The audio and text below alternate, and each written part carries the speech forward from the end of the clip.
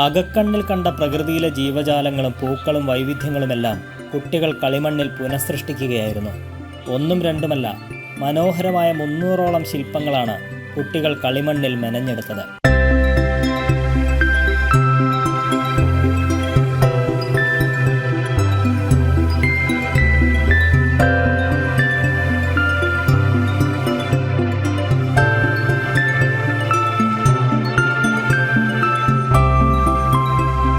Visual artist Alex ചാണ്ടിയുടെ നേതൃത്വത്തിൽ ഒരു വർഷക്കാലത്തെ പരിശീലന ഫലമായാണ് 300ഓളം ശില്പങ്ങൾ കുട്ടികൾ നിർമ്മിച്ചത്.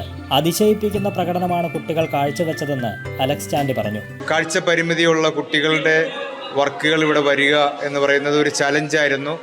എല്ലാ പരിമിതികളെയും ഭേദിച്ചുകൊണ്ട് ആ കുട്ടികൾ നൽകിയ കോൺട്രിബ്യൂഷൻസ് നമ്മളെയൊക്കെ അതിശയിപ്പിക്കുന്നതാണ്. അതിവിടെ നമ്മൾ ഡിസ്പ്ലേയിലുണ്ട്.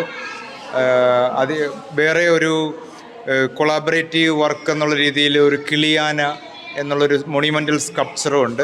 എറണാകുളം ദർബാർ ഹാൾ ആർട്ട് ഗാലറിയിൽ ചിത്രകാരിയും കവയത്രിയുമായ അനുരാധ നാലാപ്പാട്ടും ചിത്രകാരൻ അനൂപ് കമ്മത്തും ചേർന്ന് ക്യൂറേറ്റ് ചെയ്യുന്ന കലാപ്രദർശനത്തിൽ തങ്ങളുടെ സൃഷ്ടികളും ഉൾപ്പെടുത്തിയതിൻ്റെ സന്തോഷത്തിലാണ് ആലുവ സ്കൂൾ ഫോർ ദി ബ്ലൈൻഡിലെ കുട്ടികൾ. പ്രകൃതിയിൽ നിന്ന് ഉൽപ്പാദിപ്പിക്കുന്ന ശരിയായ ആ കളിമണ്ണ് തൊട്ടപ്പോൾ എനിക്ക് അതിയായ സന്തോഷം തോന്നി. അതിൻ്റെ അകത്ത് ഞങ്ങൾക്ക് ഇത്ര നന്നായിട്ട് ഉണ്ടാക്കാൻ പറ്റുമെന്ന് എനിക്ക് ആദ്യം തോന്നിയിട്ടുണ്ടായിരുന്നില്ല. എന്നാൽ ഉണ്ടാക്കിയപ്പോൾ മനസ്സിലായി ഞങ്ങൾക്ക് ഇതൊക്കെ നന്നായിട്ട് ചെയ്യാൻ പറ്റുമെന്ന്.